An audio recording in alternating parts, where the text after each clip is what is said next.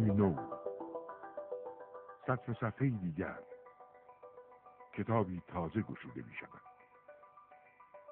تولدی رقم می خورد و انسان چشم می گشاید به روی جهانی که در انتظار اوست تا او را در سرنوشت خویشتن سهیم کند.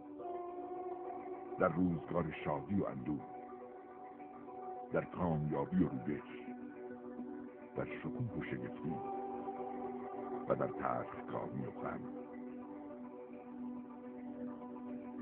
هستی آهنگ‌های بسیار دارد، پرده‌های بیشمار، آواهایی که باید شنید و نواهایی که باید شناخت.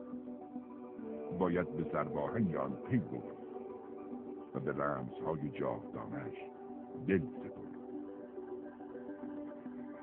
نشانها چشم براهند تا انسان فراخوانده شود، تا به دوردست نظر دوزد و خود را آماده کند، با تمام وجود مهیا و مجهز برای رفتن، برای گام نهادن در راه و پیراه، برای گریختن از بیمها، دلشوره‌ها و ترس‌ها، تردیدها، برای فرو رفتن و فرا رفتن، عبور از مرزها و گذر از بی‌نهایت به اقلیم پررنگ رؤیا، به سرزمین مکاشفات، به دیار دریافت‌ها، به سوی فهمی عمیق‌تر و هدایت جهان به سوی هر آنچه می‌خواهیم. کوشش بسیار برای دانستن یک راز، کلیدی برای دستیابی به همه چیز. هر کس مرکز جهان خویشتن است، نقطه توامان آغازها و پایانها. او ارزش‌های خود را بنا می‌نهد و هویت خویش را شکل می‌دهد. آیا ما پدید آورندگان شرایطیم و یا خود پدیده‌ای برآمده از آن؟ مرزهای اختیار ما کجاست و دست‌هایمان در کدامین وادی از نیرو عاری می‌شود؟ در دنیای روابط تاریک، در جهان چراغ‌های خاموش، در وادی متروک انسان‌های تنها با مناسباتی مخدوش، چه کسی می‌خواهد در فردگرایی خود فرو روید؟ در دنیای ذهنیات شناور بمانیم و جهان درون را به معیاری تردید ناپذیر بدل سازیم.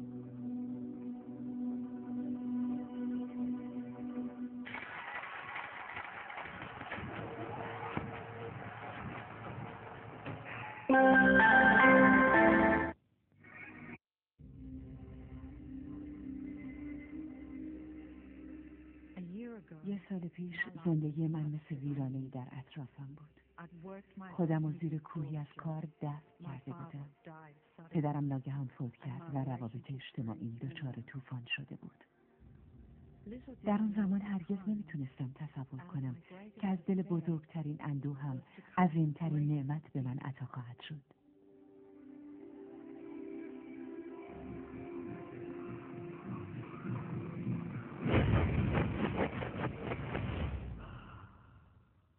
گوش و چشمی از یک راز عظیم به من نماینده شده بود.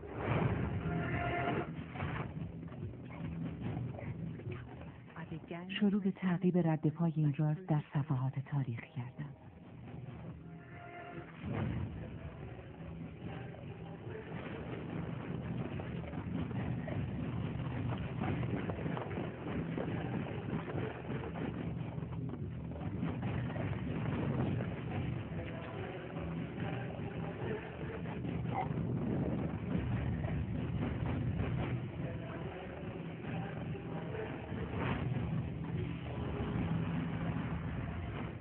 آن راز دفن شده بود.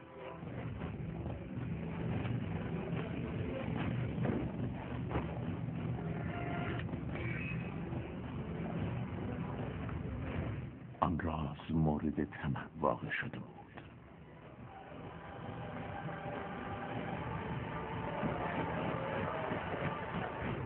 آن راز ممنوع شده بود.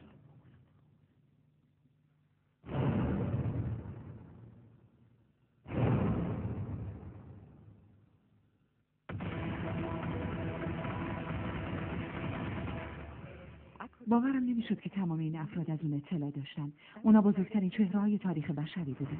افلاطون، شکسپیر، نیوتن، هوگو، بتهوون، لینکلن، امرسون، ادیسون، اینشتین. چرا هیچ کس از این راز چیزی نمیدونه؟ تنها کاری که من میخواستم بکنم در میون گذاشتن این راز با مردم جهان بود. پس به دنبال کسانی گشتم که زنده بودن و این راز رو میدونستند و یکی پس از دیگری پدیدار شدن.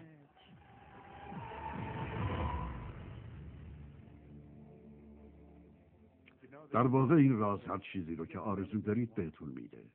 شادی، سلامت و ثروت. شما میتونید هر چی که میخواین باشین یا انجام بدین یا داشته باشین. میتونیم هر چیزی رو که انتخاب میکنیم داشته باشیم. مهم نیست که اون چقدر بزرگ باشه. تو چه جور خونه‌ای دوست دارید زندگی؟ دوست دارید میلیونر باشید؟ چه شغلی دوست دارید داشته باشید؟ به دنبال موفقیت بیشتری. چه چیزی رو واقعا میخواهید؟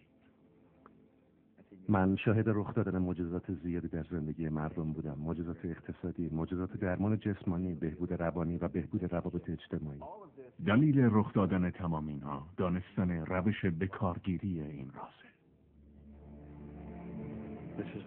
این راز بزرگ زندگی است. این راز جواب تمام چیزهایی است که تاکنون بوده، تمام چیزهایی که هست و تمام آن چیزی که روزی خواهد بود. رالف والدو امرسون، شاعر آمریکایی، 1803 1882. احتمالاً توی این مدت از خودتون پرسیدید که این راز چیه؟ من بهتون خواهم گفت که چگونه خودم این موضوع را درک کردم. ما همه با یک نیروی بی‌پایان کار می‌کنیم. همه ما با قوانین کاملا یکسانی زندگی خود را رهبری می‌کنیم. قوانین طبیعی کائنات به اندازه‌ای دقیق هستند که ما حتی کوچکترین مشکلی در ساخت سفینه‌های فضایی نداریم. ما میتونیم انسانها را به ماه بفرستیم و میتونیم زمان فرود را با دقت کسری از ثانیه معین کنیم. مهم نیست که شما در هندوستان باشید یا در استرالیا، نیوزلند، استکهلم، لندن، تورنتو، مونترال و یا نیویورک. همه ما با یک نیرو کار میکنیم. یک قانون. اون جاذبه است. اون راز قانون جاذبه است. تمام چیزهایی که وارد زندگی شما میشه خودتون جذب میکنید و اینها به وسیله واقعیت ذاتی تصاویری که شما در ذهنتون دارید به سمت شما جذب میشن. این چیزیه که بهش فکر میکنید. در واقع تمام اون چیزی که در ذهن شما میگذره رو شما به سوی خودتون جذب میکنید. اینو میتونید در بین بابلیان باستان مشاهده کنید. فکر میکنید که چرا 1% ممتاز از جامعه حدود 96% پولی که به دست میاد در اختیار داره. فکر میکنید این یک اتفاقه؟ نه، این اتفاقی نیست. این به این صورت طراحی شده. اونها چیزی رو درک میکنن. اونها این راز رو میفهمن و حالا شما با این راز آشنا خواهید شد. ساده ترین تصوری که من میتونم از قانون جاذبه داشته باشم اینه که خودمو در قالب یک آهنربا ببینم و میدونم چیزای دیگر رو با نیروی مغناطیس جذب میکنم. اگه ساده تر بگیم قانون جاذبه میگه دو چیز مشابه همدیگر رو جذب میکنن، ولی در واقع ما در سطح افکار رفت میزنیم. نقش ما به عنوان یک انسان پایبندی به افکارمون در مورد چیزایی که میخوایم و باید کاملا در ذهنمون روشن کنیم که چه چیزی میخوایم و از اینجاست که ما شروع به احضار یکی از بزرگترین قوانین کائنات خواهیم کرد و اون قانون جاذبه است. شما چیزی که بیشتر بهش فکر میکنید جذب میکنید. اگر شما چیزی رو در اینجا ببینید به زودی اونو در مشت خواهید داشت. و این اصل رو میشه به طور خلاصه تو 3 عبارت ساده گفت. افکار تبدیل میشن به اجسام.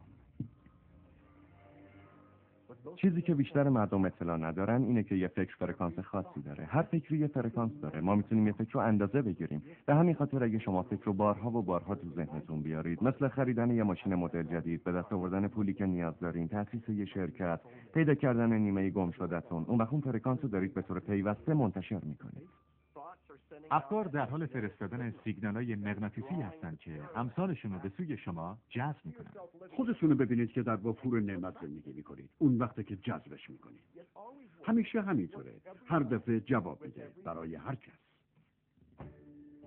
ولی مشکل اینجاست. بیشتر مردم به این فکر میکنن که چه چیزایی رو نمیخوان و تعجب میکنن که چرا براشون رخ میده، اونم بارها و بارها و بارها.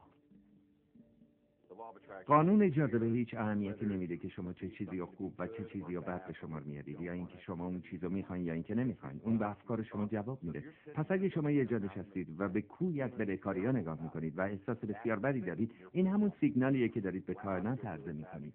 من احساس خیلی بدی دارم به خاطر این همه قرض و قوره. شما دارید اینو به خودتون اثبات میکنید، اینو در تمام سطوح وجودتون حس میکنید و این چیزیه که بیشتر به دست خواهید آورد. پس هنگامی که شما به چیزی نگاه میکنید که میخواین و بهش جواب مثبت میدین، شما دارین یه فکر رو فعال میکنید و قانون جاذبه هم به اون فکر پاسخ میده و چیزایی رو برای شما میاره که همانند اون هستن. ولی وقتی که به چیزی نگاه میکنید که اونو نمیخواین و در وجودتون فریاد مخالفت میزنین، در واقع شما اونو عقب نمیزنین. در عوض شما دقیقاً فکر همون چیزی رو که نمیخواین فعال میکنید و حالا قانون جاذبه چیزایی از همین قبیل سر راه شما قرار میده. کائنات بر پایه جاذبه ساخته شده. همه چیز به جاذبه ختم میشه. قانون جاذبه همیشه در حال فعالیته. چه شما اونو بفهمید و باور کنید و چه نفهمید. اون همیشه در عمله. ممکنه شما به گذشته‌تون فکر کنید یا به حال یا به آینده. ولی چه شما به خاطر بیارید، چه ببینید و چه تصور کنید، به هر حال با این کارتون دارید افکار رو فعال میکنید و قانون جاذبه که قدرتمندترین قانون کائناته به فکر شما پاسخ خواهد داد. عالم خلقت همواره در حال عمله. هر بار که یه شخصی فکری داره و یا یه مدت طولانی یه جور فکر میکنه، اون شخص در روند خلقت قرار داره و چیزی از دل اون افکار آشکار خواهد شد. قانون جاذبه میگه ما هر چیزی رو که شما بگید روش متمرکز بشید بهتون میگیم. پس اگه شما در حال شکایت از بد بودن چیزی هستید، چیزی که شما خلق میکنید مقدار بیشتری از اون احساس بده. هی اینو که نمیشه خورده. ببین چی کار کردی، جان دادی به لباسم.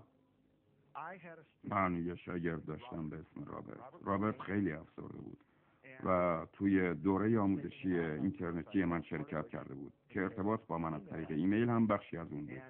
اون تمام واقعیات تلخ زندگیشو برای من بازگو کرد. تو محل کارش همه برای آزار اون دست به یکی کرده بودن. به خاطر رفتار بدی که باهاش داشتن همیشه زیر فشار بود. خودش میگفت وقتی تو خیابون راه میره سر هر چهار را با افراد مزاحمی روبرو میشه که میخواستن به طریقی آزارش بدن. اون همیشه میخواست که مجری یه برنامه کمدی باشه و وقتی که به روی صحنه میرفت تا یه برنامه کمدی اجرا کنه همه تحقیرش میکردن. من سعی کردم که بهش یاد بدم اون داره روی چیزی تمرکز میکنه که نمیخواد رخ بده. من ازش خواستم یه نگاهی به نامه‌هایی که واسه من فرستاده بندازه و بهش گفتم یه بار دیگه بخونش، ببین چقدر چیزا هست که تو نمیخوای و من مطمئنم که تو در این مورد خیلی احساساتی میشی. وقتی که روی چیزی با احساسات شدید متمرکز میشید باعث میشه که اون چیز سریعتر از این رخ بده. و از اونجا بود که اون شروع کرد به جدی گرفتن این موضوع، یعنی تمرکز به چیزی که میخواد، چیزی که در حدود 6 تا 8 هفته بعد اتفاق افتاد بدون شک یک معجزه بود. اون میگفت که تمام افرادی که توی محل کارش آزارش میدادن یا به بخش دیگه منتقل شدن یا از کار برای شرکت استعفا دادن یا اینکه کاملا دست از سرش برداشتن و حالا دیگه از شغلش خوشش میومد. اون متوجه شد که وقتی داشت تو خیابون قدم میزد دیگه هیچ کس جلوی راهش رو نمیگرفت و اذیتش نمیکرد و دیگه هیچ کس بهش بی احترامی نمیکرد. تمام زندگیش متحول شد برای اینکه اون تمرکز فکریش رو از چیزایی که نمیخواد، چیزایی که ازش میترسید، چیزایی که ازشون دوری میکرد گرفت و به چیزایی داد که واقعا میخواد. خب پس ما میتونیم در دیدگاهمون و گرایشاتمون مثبت باشیم و گرایش پیدا کنیم به جذب افراد مثبت و شرایط مثبت. وقتی که ما در گرایشاتمون منفی باشیم یا عصبانی باشیم، در این صورت گرایش به جذب افراد عصبانی منفی و شرایط عصبانی و منفی خواهیم داشت. پس اون چیزی که شما به سوی خودتون جذب میکنید افکار برجسته و غالبی هستن که شما در ذهنتون دارید، چه این افکار آگاهانه باشه و چه ناخودآگاه. قانونش همین. اگر خوب دقت کنید وقتی بحث به موضوع این راز و قدرت ذهن ما و قدرت نیات ما در زندگی روزمره‌مون میرسه، همه چیز در دیدمونه. تنها باید چشمانمون رو خوب باز کنیم و نگاه کنیم. میتونید مصداق قانون جاذبه رو در اجتماعیتون به خوبی ببینید. وقتی که میبینید کسی که بیشتر از بیماری حرف میزنه خودش بیماره. وقتی که میبینید کسی که بیشتر از ثروت حرف میزنه ثروتمنده. قانون جاذبه همه جا در پیرامون شما حضور داره، فقط باید اونو بشناسید. در واقع تمام اون چیزهایی رو که شما تجربه میکنید به خاطر وجود این قانون جاذبه قدرتمند تجربه میکنید. ببینید من نمیخوام همینطوری یه چیزی بگم در مورد تفکر امیدوارانه یا دیوانگی خیالی. من میخوام براتون از یه مفهوم اساسی تر و عمیق‌تر صحبت کنم. فیزیک کوانتوم واقعا داره کم کم به این یافته میرسه که میگه شما نمیتونید جهانی رو داشته باشید بدون اینکه ذهن رو با اون تلفیق کنید و اینکه در واقع این ذهنه که داره هر چیزی رو ما میبینیم به شکل میده. حالا اگر شما اینو درک نمی کنید به این معنی نیست که حتما باید ردش کنید. بعضی ها الکتریسیته رو هم کاملا درک نمی کنن یا اینکه اصلا نمیدونن الکتریسیته چی هست، ولی با این حال از دستاوردش استفاده میکنن. آیا شما میدونید طرز کارش چطوره؟ من که نمیدونم، ولی نمیدونم که شما میتونید غذای یه نفر رو با الکتریسیته بپزید و میتونید خود فردم بپزید. بیشتر مواقع وقتی که مردم این راز بزرگ رو درک میکنن به خاطر افکار منفی که دارن، وحشت وجودشون رو فرا میگیره. دو چیز هست که باید ازش مطلع باشن. اول، امروزه به صورت علمی ثابت شده که یه فکر مثبت صدها بار قوی‌تر از یه فکر منفیه، پس همین تا حدودی میتونه اون نگرانی رو برطرف کنه. شما در دنیایی زندگی میکنین که یک فاصله زمانی بر اون حکم فرماست و این واقعا به نفع شما. شما واقعا نمیخواین که در محیطی باشین که افکار شما فوراً پدیدار بشن.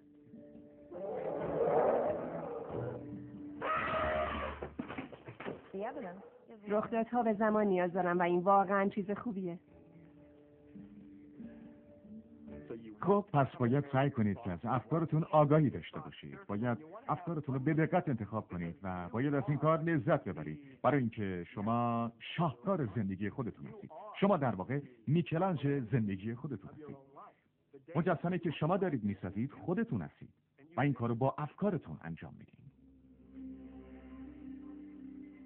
رهبران و رؤسایی که در گذشته این راز رو میدونستن میخواستن که قدرت رو حفظ کنن و اونو تقسیم نکنن.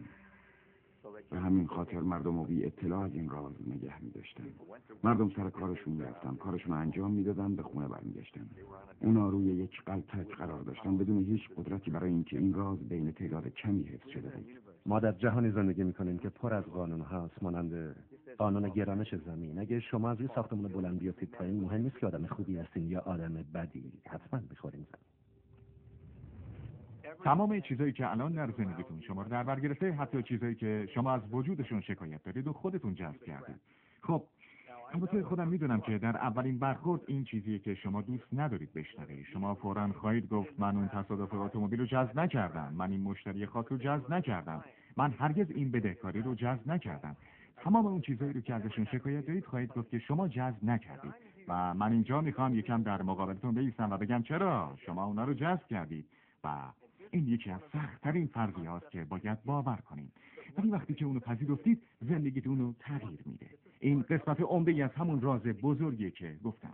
و بیشترمون ندانسته جذب میکنیم. ما فکر میکنیم هیچ کنترلی رو این جریان نداریم. افکار ما خود محور عمل میکنن، همینطور احساساتمون، و در نتیجه همه چیز ناخواسته سر راه ما قرار میگیره. حالا که برای اولین بار این چیزا رو میشنوید، ممکنه احساس کنید که خب حالا از این به بعد باید مراقب افکارم باشم. این حتما کار خیلی سختی خواهد بود. خب اول کار اینطور به نظر خواهد اومد، ولی جذابیت موضوع از همینجا شروع میشه. ما نمیخوایم شما رو تشویق به کنترل و نظارت بر افکارتون بکنیم. یه همچین کاری آدمو دیوونه میکنه. افکار بسیار متعددی هستن که به سمت شما میان، اونم از منابع متعدد و متفاوتی در مورد موضوعات متعدد و متفاوت. اینجاست که سیستم راهنمایی حسی شما وارد عمل میشه. احساسات شما سیستم راهنمایی احساسی شماست که به شما کمک میکنه تا بفهمید به چه چیزی فکر میکنید. افکار شما احساساتتون رو پدید میارن. احساسات نعمت بزرگیه که به ما داده شده که باعث میشه بفهمیم که چه چیزی رو جذب میکنیم. از دیدگاه ما تنها دو احساس وجود داره. یکی احساس خوبه و دیگری احساس بده.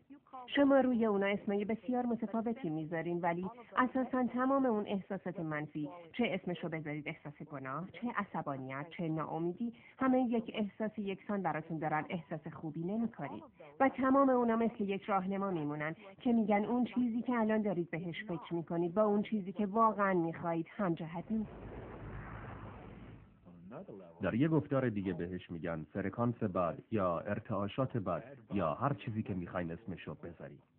اونی که احساس خوبی رو داره، مثل حس امید یا خوشحالی یا عشق، اون احساس خوب، اون حس مثبت، راهنماییه که میگه اون چیزی که الان دارید بهش فکر میکنید در جهت همون چیزی قرار داره که شما واقعا میخواین.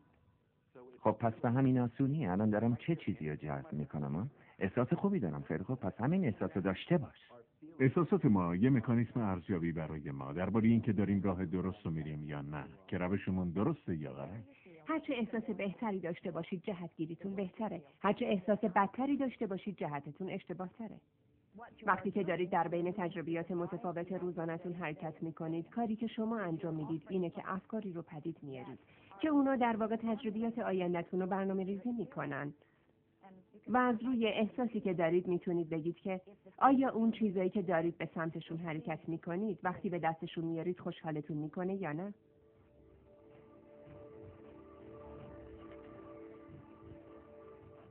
هر اون چیزی که شما دارید احساس میکنید بازتاب کاملیه چیزی که در روند پدید آمدنه. و دقیقاً اون چیزی که احساس میکنید براتون اتفاق میفته و نه دقیقاً چیزی که بهش فکر میکنید. به همین خاطره که اگه کسی صبح با اخم و ناراحتی بیدار بشه همینطور هم بد میاره. اون وقت تمام روز همونطور پیش میره. حتی فکرش هم نمی‌کنن که یه تغییر ساده در احساساتشون میتونه تمام روز رو تغییر بده. اگه با خوشی یه روز خوب رو شروع کنید و شما توی احساس خوب و پایدار باشید، تا وقتی که اجازه ندادید چیزی حالتون رو تغییر بده، طبق قانون جاذبه موقعیت‌هایی رو و مردمی رو جذب می‌کنید که اون حس خوب رو تداوم می‌بخشن. روزهای خوب، روزهای بد، پولدارها پولدارتر میشن، فقیرها فقیرتر. اینا همش به خاطر چیزاییه که این افراد غالباً و مستمراً احساس میکنن. همین الان میتونید شروع کنید به احساس سلامتی، میتونید شروع کنید احساس ثروت رو، میتونید شروع کنید عشقی رو که شما رو در بر گرفته احساس کنید، حتی اگه وجود نداره. و اتفاقی که میفته اینه که جهان هستی به ترانه وجود شما پاسخ خواهد داد. کائنات به طبیعت اون احساس درونی پاسخ خواهد داد و آشکار خواهد شد. به این دلیل که شما اینطور احساس میکنید. چیزی که شما با فکر و احساستون روش تمرکز میکنید همون چیزی که شما دارید به زندگیتون جذب میکنید. میخواد چیزی باشه که شما میخواید یا نه؟ چیزی که فکر میکنید و چیزی که احساس میکنید و چیزی که پدیدار میشه همیشه یکسان هستن، تمام دفعات بدون استثنا. قبول کردنش سخته، ولی وقتی بتونیم خودمون رو در برابر اون آزاد بذاریم پیامدش فوق‌العاده است. به این معنی که هر چیزی که افکار در زندگی شما انجام داده رو میشه بازگردوند به وسیله تغییری در آگاهی شما. شما جهان خود را میسازید همینطور که در آن پیش میروید. وینستون چرچیل. خیلی مهمه که شما احساس خوبی داشته باشید، زیرا این احساس خوبه که به عنوان یه سیگنال به تمام جهان فرستاده میشه و شروع به جذب همانندیای خودش به سمت شما میشه.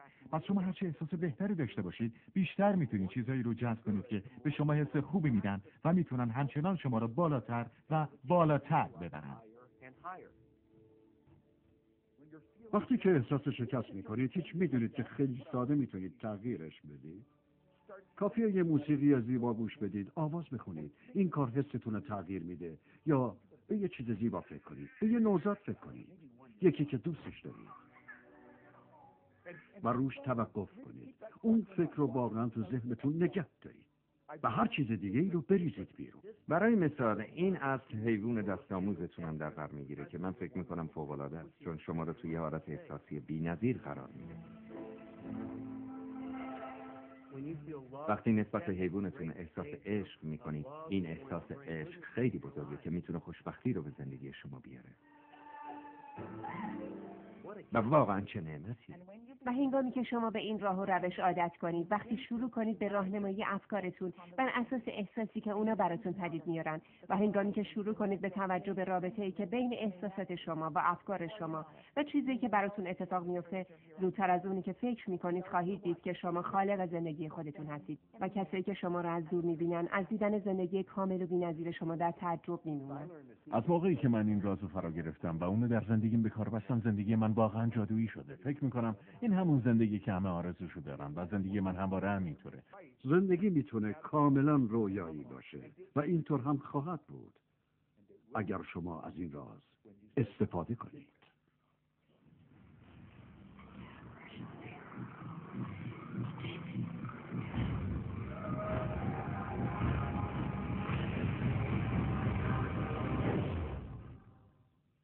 خیلی از مردم میپرسن که نقش اونا در این روند خلقت چیه و نقش جهان هستی در اون چیه. خب بیاین برای یه لحظه به این نگاه کنیم.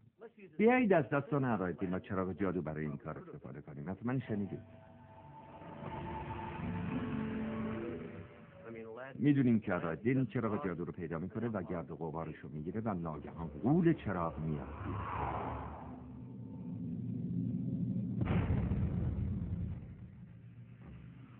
غول چراغ همیشه فقط یک چیز رو تکرار میکنه.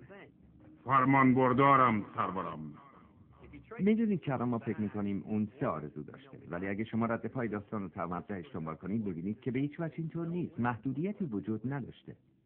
حالا بیایید این داستان رو بگیریم و گسترش بدیم و در زندگی شما به کار ببریم. به یاد بیارید که علایالدین کسیه که همیشه به دنبال خواسته هاشه و در اینجا جهان هستی رو داریم که در قالب غول چراغ ظاهر شده و در آداب و رسوم مختلف عناوین مختلفی هم براش گذاشتم، مثل فرشته نگهبان، من برتر. در واقع هر اسمی میشه روش گذاشت. شما هر چیزی که به نظرتون بهتره صداش کنید، ولی تمام مکاتب به ما گفتن که یه چیزی بزرگتر از ما وجود داره و غول چراغ همیشه یک حرف رو میزنه. فرمان بردارم سرورم. خب پس بهتره که اینجا بگیم روند خلقت یه فرایند 3 مرحله‌ایه. قدم اول اینه که شما باید اون چیزی رو که میخواید طلب کنید. برای این طلب کردن و خواستن نیازی به کلمات ندارید. در واقع جهان هستی اصلا به کلمات شما گوش نمیده. کائنات کاملا به افکار شما پاسخ میده.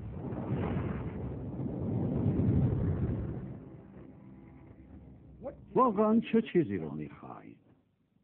بشینید و اونو روی یک ورق کاغذ بنویسید. اونو با یک جمله مضارع بنویسید. شاید بد نباشه اینطور شروع کنید: من خیلی خوشحالم و شکرگزارم حالا که... و بعد توضیح بدید که دوست دارید زندگیتون چه شکلی باشه. و این خیلی هم جالبه. مثل این میمونه که دنیا یه کاتالوگ باشه در دست شما و شما همینطور که اونو ورق میزنید میگید خب من دوست دارم این تجربه رو داشته باشم و دوست دارم این محصول رو خریداری کنم و میخوام یه همچین فردی رو ملاقات کنم. همین وقت که شما دارید به جهان سفارش میدید. واقعا به همین سادگیه. قدم دوم جواب دادنه. جوابی به اون درخواستی که شما دارید و این کاری نیست که شما با وجود جسمیتون انجام بدید. این قدم رو جهان برای شما انجام میده. تمام نیروهای کائنات به افکاری که شما اونا رو پدید آوردید پاسخ میدن. فرمان بردارم سرورم. و جهان هستی شروع میکنه به گرفتن شکل جدیدی که بتونه آرزوی شما را برآورده کنه. اکثر ما هرگز به خودمون اجازه ندادیم که اون چیزی رو که واقعا دلمون میخواد طلب کنیم، چون نمیتونیم تشخیص بدیم این کار چطور میتونه انجام بشه. اگه یکم تحقیق کنید براتون اثبات خواهد شد که هر کسی که تاکنون تونسته موفق به کاری بشه هیچ نمیدونسته که چطور باید با اون کار روبرو بشه. فقط میدونسته که اون کار باید انجام بده. نیازی نیست که بدونید همه چیز چطور پیش خواهد رفت. نیازی نیست که بدونید جهان هستی چه شکل جدیدی به خودش خواهد گرفت. خب نمیدونید چطور؟ بهتون نشون داده خواهد شد. شما روششو جذب خواهید کرد. خب بعضی از دوستانمون میگن حتما یه چیزی این وسط دچار اشکال شده، چون من میدونم که دارم چه چیزی رو میخوام. پس کجاست؟ چرا نمیاد؟ و ما بهشون میگیم شما طلب میکنید. شما قدم اول رو کامل میکنید. درسته. کار دیگه جزئی نمیتونید انجام بدید و جهان هستی هم داره بهش جواب میده. ولی یه قدم دیگه هم هست که باید یاد بگیرید که همون قدم سومه و بهش میگن مرحله دریافت. و این به این معنیه که شما باید خودتون رو همجهت با چیزی قرار بدید که دارید طلب میکنید. وقتی شما با اون چیزی که میخواین همجهت هستین احساس فوق‌العاده‌ای میکنید. این همون شور و اشتیاقه، همون قدر چیزی رو دونستنه. این همون احساس و عواطف شماست.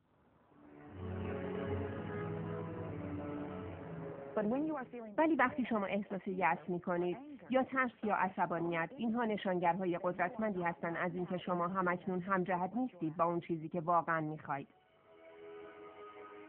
و از این رو وقتی که شروع به درک این کنید که همه چیز وابسته به احساسیه که شما دارید و شروع کنید به پیش بردن افکارتون بر مبنای احساسی که براتون به وجود میارن، کم کم احساس درستش رو پیدا میکنید و اون وقتی که با اون یکی شدید و حالا است که اون باید در زندگی شما پدیدار بشه.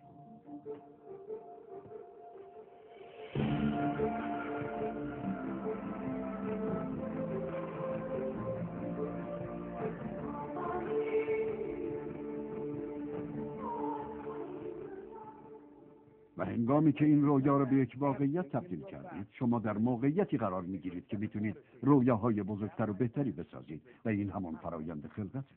خب پس قانون جاذبه مطالعه و کاربرد قانون جاذبه در واقع یافتن چیزهایی که به شما کمک میکنن احساس رسیدن به آرزوتون رو پدید بیارید.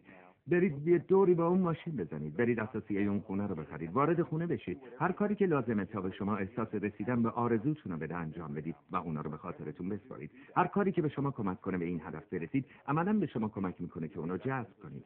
میتونید فکر کنید که از خواب بلند میشید اون اونجاست، ظاهر شده، یا ممکنه ایده خوبی به ذهنتون خطور کنه که بهش عمل کنید. میتونید کارتون رو از هیچ شروع کنید و از دل هیچ چیز و از دل هیچ راهی رو پیدا خواهید کرد. به این فکر کنید یه ماشینی که توی شب داره حرکت میکنه، چراغاش فقط 100 متر جلو رو روشن میکنه، ولی با این حال شما میتونید تمام فاصله بین کالیفرنیا و نیویورک رو طی کنید، اونم در تاریکی شب، و زندگی هم به همین منوال برای ما روشن میشه. و فقط اگه مطمئن باشین که 100 متر بعدی به زودی نمایان خواهد شد، 200 متر بعدی هم بعد از اون خواهد اومد. زندگی شما هم همینطور آشکار خواهد شد و خواه نخواه شما رو به مقصد خواهد رسوند. اون چیزی که واقعا میخواید شما میتونین به اون برسید. نخستین قدم را با ایمان بردارید. نیازی نیست که تمام راه بله را ببینید، کافی است که نخستین قدم را بردارید. دکتر مارتین لوتر کینگ. خب چیز دیگه که مردم بهش فکر میکنن اینه که چقدر این کار طول میکشه، چقدر طول میکشه که اون ماشین یا اون رابطه اجتماعی، اون پول یا هر اون چیزی رو که میخوان پدیدار شه. خب قانون ثابت مستندی نیست که بگه مثلا 30 دقیقه طول میکشه یا 3 روز یا 30 روز. بیشتر مسئله اینجاست که چقدر شما با خود جهان هستی همجهت هستید. اندازه برای کائنات مهم نیست. از دیدگاه علمی جذب کردن چیزی که ما بزرگ میدونیم به هیچ وجه سخت‌تر از چیزی که بی‌نهایت کوچیک میدونیم نیست. کائنات تمام کارهایی رو که انجام میده بدون هیچ تلاشی انجام میده. چمن برای رشد رنج نمیکشه، هیچ زحمتی در کار نیست. این همش یه طراحی بی‌نظیره. همه چیز به این برمیگرده که این بالا چی میگذره. این تفاوت رو ما توی ذهنمون ایجاد میکنیم. مثلا میگید این چیز بزرگیه، حتما زمان بیشتری میبره، و این یکی کوچیکه، شاید 1 ساعت براش کافی باشه.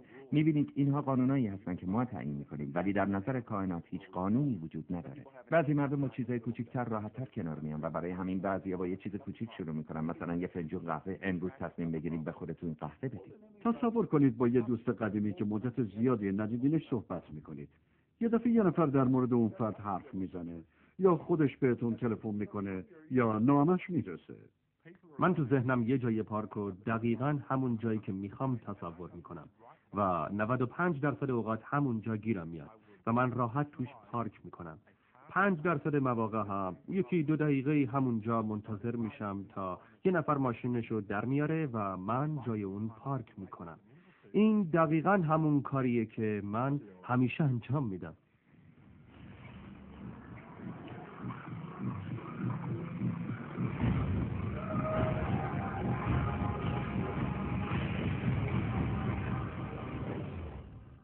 بسیاری از مردم احساس میکنن که در میان شرایط فعلیشون گیر کردن یا زندانی شدن یا محدود شدن.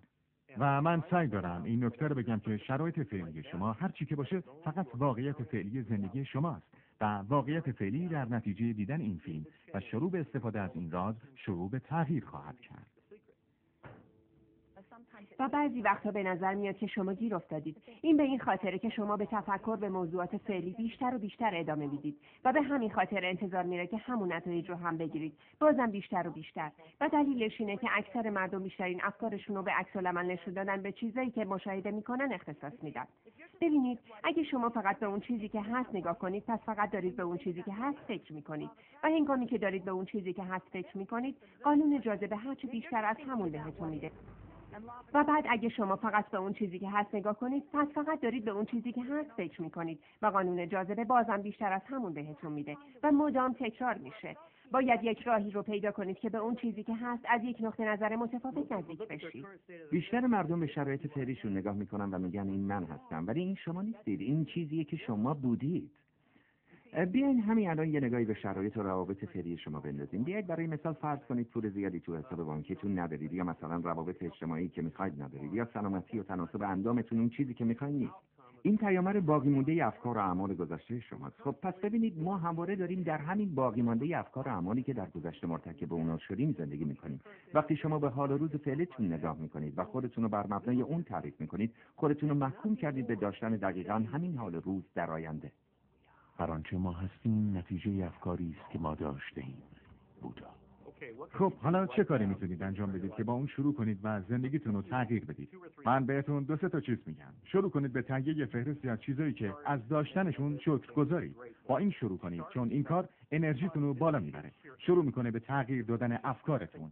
اگر قبل از این تمرین شما گرایش به تمرکز روی چیزایی که ندارید داشتید و شاید تمرکز بر روی شکایت کردن داشتید، وقتی شما این تمرین انجام بدید، شروع به حرکت در مسیری متفاوت خواهید کرد. شروع خواهید کرد به شکرگزاری برای هر اون چیزی که به شما احساس خوبی میده. شکرگزاری قطعا روش آوردن فراوانی به زندگی شما. وقتی مردی برای همسرش کاری میکنه و ازش قدردانی میشه، اون مرد دوست داره بیشتر انجام بده. مثلا همیشه همین قدردانیه. اون همه چیزو جذب میکنه. همه چیز به کمکتون میاد. من سالهاست که دارم میگم که هر چیزی که بهش فکر کنیم و بابتش تشکر کنیم به سراغمون خواهد اومد. این همون احساسیه که ما باید داشته باشیم. و در مورد خودم باید بگم برای من تمرین بسیار خوبی بوده که هر روز صبح بیدار بشم و بگم متشکرم. هر روز صبح وقتی پاهامو میذارم زمین میگم متشکرم و بعد شروع میکنم به دور کردن چیزایی که بابتشون شکرگزارم. وقتی دندونامو مسواک میزنم، کاری که صبح انجام میدم، فقط به اون چیزا فکر نمیکنم بلکه اجرا میکنم و اون احساس شکرگزاری رو در وجودم حس میکنم. به محضی که شما شروع به داشتن احساسی متفاوت در مورد اون چیزی که همکنون دارید بکنید، شروع به جذب کردن چیزهای خوب بیشتری خواهید کرد، چیزایی که میتونید براشون شکرگزار باشید. شما میتونید بگید این ماشین، این خونه و این سلامتی و این همسر رو میخوام ولی ندارم. ای بس. اینا همون چیزایی که نمیخواین داشته باشید. روی چیزایی تمرکز کنید که الان دارید و به خاطرشون شکرگزارید. میتونه لباسایی باشه که دارید، برای ممکنه شما چیز دیگه رو ترجیح بدید و ممکنه خیلی زود چیز دیگه رو به دست بیارید. اگه شروع کنید به احساس قدردانی از اون چیزی که الان دارید.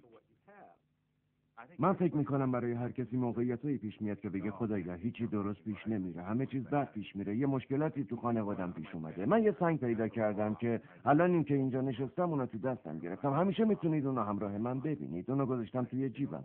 با خودم گفتم هر بار که دستم به این سنگ میخوره به چیزی فکر خواهم کرد که بابتش شکرگزارم.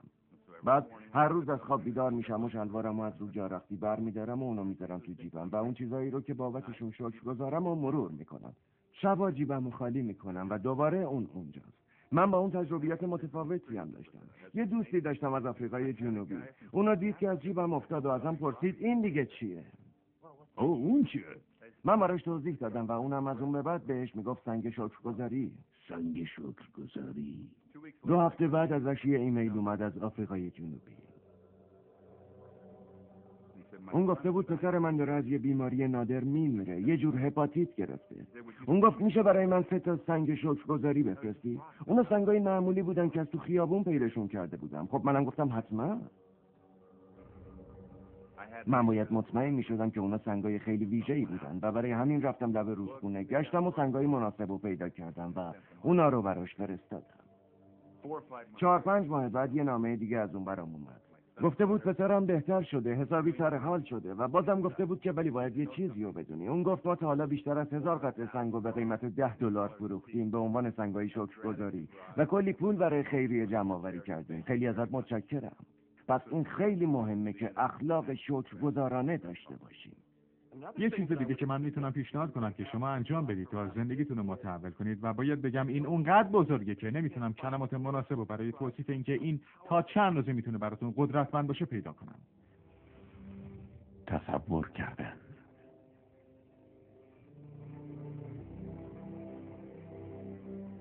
من فرایند تجسم کردن از برنامه آپولو یاد گرفتم و تا دهه 80 و 90 اونو در برنامه المپیک به کار بستم و اسمشو گذاشته بودم تمرین با موتور تجسمی. وقتی چیزی رو تجسم میکنید سپس اونو پدید میارید.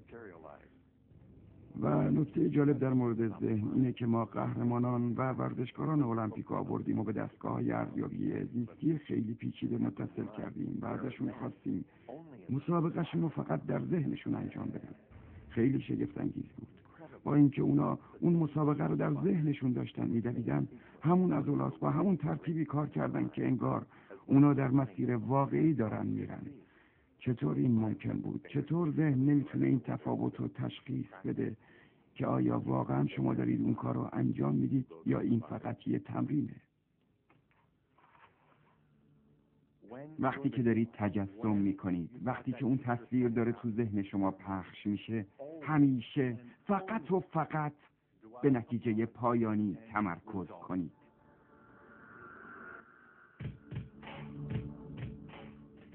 خب یه مثال میزنم. همین الان به پشت دستاتون نگاه کنید. واقعا به پشت دستاتون نگاه کنید. رنگ پوستتون، کک و مکا، رگای خونی، انگشتراتون، ناخوناتون، ناخونای مصنوعیتون، همه این جزئیاتو قبل از اینکه چشماتون رو ببندین به خاطر بسپرید و بعد اون دستاتون رو ببینید. انگشتاتون که به دور فرمون ماشین آخرین مدل شما حلقه میشه.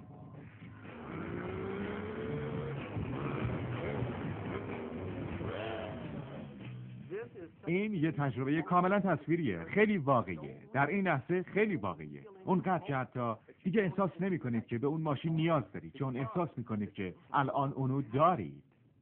ببینید، در واقع این احساسه که جاذبه رو ایجاد میکنه، نه فقط تصویرش یا فکرش. و من فکر میکنم که خیلی از مردم فکر میکنن خب اگه افکار مثبت داشته باشم و یا اگه اون چیزی رو که میخوام تجسم کنم همین کافیه. ولی اگه شما این کار رو انجام میدید و هنوز احساس دارایی نمیکنید یا مثلا احساس عشق یا لذت، اون وقت به نظر من واقعا نمیتونید قدرت جاذبه رو پدید بیارید. اینجاست که این راز واقعا وارد عمل میشه. شما باید خودتون رو در اون احساس قرار بدید که انگار واقعا تو اون ماشین نشستید، نه اینکه ای کاش میتونستم اون ماشین رو بخرم یا یه روزی اون ماشین رو میخرم، برای اینکه این یه احساس کاملا واضحه و با اون در ارتباطه، چون مربوط به آینده. اگر شما در اون احساس باقی بمونید، همیشه در آینده خواهید موند. لذت رو احساس کنید، خوشحالی رو احساس کنید، هر چقدرم که میخواد احمقانه به نظر بیاد. وقتی تو اون اتاق تاریک و ساکت فریاد میزنید هو انجامش بدید. خیلی از مردم میگن خب دست بردار، حتما باید این کارو بکنیم. خب واقعا چقدر دلتون تغییر رو میخواد؟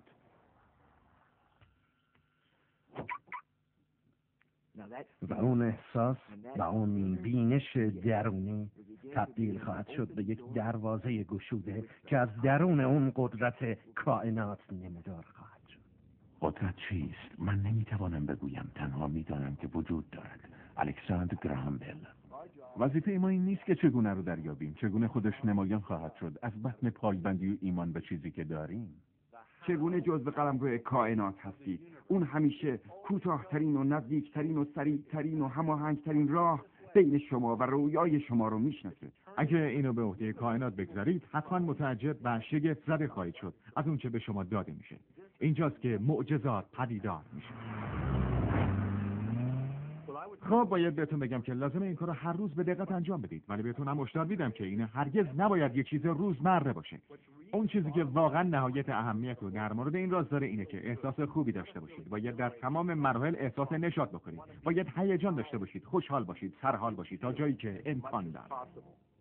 تنها تفاوتی که بین افرادی که واقعا دارن به این روش زندگی میکنن و افرادی که دارای یک زندگی جادویی نیستن اینه که افرادی که دارای یک زندگی جادویی هستن راههای زیستن رو پیدا کردن. هر جایی که اونا برن جادو رخ میده، چون که اونها به یاد میارن و همیشه انجامش میدن، نه فقط برای یک بار. افراد مدتی این کارو میکنن و خیلی هم به خوبی از پسش برمیان و میگم میدونید چیه، من دیگه جون گرفتم، من این برنامه رو دیدم و دیگه میخوام زندگیمو متحول کنم و بعد پیش میاد که نتیجه‌ای نمیبینن و بازم نتیجه‌ای نمیبینم و زیر اون پوست همه چیز آماده برای شکوفه کردنه و بعضیا به نتایج سطحی نگاه میکنن و میگن این کارو جواب نمیده و میدونید چی میشه؟ کائنات هم میگه فرمان بردارم سرورم و دوباره میره پای. وقتی که قانون جاذبه رو فرا گرفتم میخواستم که واقعا اون رو به کار ببندم و ببینم که واقعا درسته و میدونین چه اتفاقی میفته. سال 1995 شروع کردم به درست کردن یه چیزی به نام تابلوی تجسم که اون چیزایی رو که میخواستم بهشون برسم و اون چیزایی رو که میخواستم جذب کنم، مثل یه ماشین یا یه ساعت یا همسر رویاهام در نظر میگرفتم و عکسی از اون چیزی که میخواستم روی این تابلو که تابلوی تجسم بهش میگفتم میچسبوندم و هر روز توی دفترم میشستم و به این تابلو نگاه میکردم و شروع میکردم به تجسم و واقعا به این حس میرسیدم که به همشون دست پیدا کردم.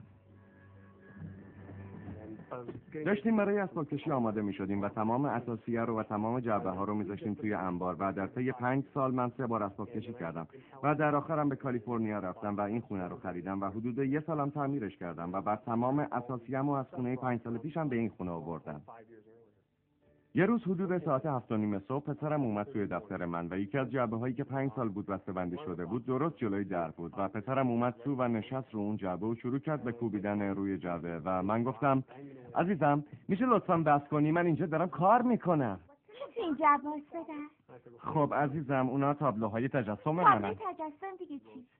من گفتم خب اون یه جاییه که من هدفمو بهش میچسبونم، عکسشون رو میبرم و همه رو میچسبونم به عنوان چیزایی که میخوام تو زندگی به دست بیارم. خب البته اون 5 سال و نیمش بود و اینو نمیفهمید و من گفتم خب بذار نشونت بدم پسرم، اینطوری راحت میفهمید چی میگم. و بعد من جعبه رو باز کردم و هنگامی که تابلوی تجسمو کشیدم بیرون یه عکسی اونجا بود از یه خونه که من 5 سال پیش تجسمش میکردم و اون چیزی که برام خیلی تکون دهنده بود این بود که ما داشتیم تو اون خونه زندگی میکردیم. نه یه خونه مثل اون، من خونه یه رویاهامو خریدم، بازسازیش کردم و حتی اینو نمیدونستم و من به اون خونه نگاه کردم و شروع کردم به گریه به خاطر اینکه خیلی تحت تاثیر قرار گرفته بودم. چرا داری گریه میکنی؟ عزیزم بالاخره فهمیدم که قانون جاذبه چطور عمل میکنه، بالاخره قدرت تجسم رو درک کردم، حالا کاملا درک میکنم تمام چیزایی رو که خوندم، تمام چیزایی رو که باشون کار کردم در تمام عمرم، که چطور اون شرکت‌ها رو تأسیس کردم. در مورد خونه هم همین اتفاق افتاد و من خونه رویاهامو خریدم و خودم هم خبر نداشتم. تخیل همه چیز است. تخیل پیشتر آمدی از جاذبه های آینده زندگی است. آلبرت اینشتین. تصمیم بگیرید چه چیزی میخواید. ایمان داشته باشید که میتونید داشته باشید شیئی رو که شایستگیشو دارید و ایمان داشته باشید که برای شما امکان پذیره و بعد هر روز برای چند دقیقه چشماتون رو ببندید و داشتن اون چیزایی رو که میخواین تجسم کنید و احساس داشتن اونا رو به خوبی تصور کنید.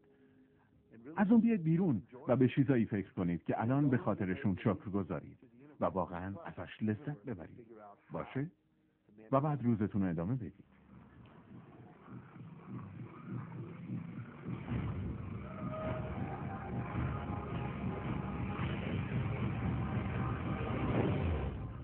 اون فکر میکرد که افراد پولدار افرادی بودن که سر همه کلاه میذاشتن و فکر میکرد هر کسی که پول داره حتما یکی رو فریب داده بود. خب منم با عقاید زیادی در مورد پول بزرگ شدم که اگه پول داشته باشم آدم بدیم. پدرم میگفت آدمای شرور پول دارن و دیگه اینکه خب پول که از درخت نمیافته. این خیلی پر استفاده بود. فکر کردی من کیم؟ راکفلر؟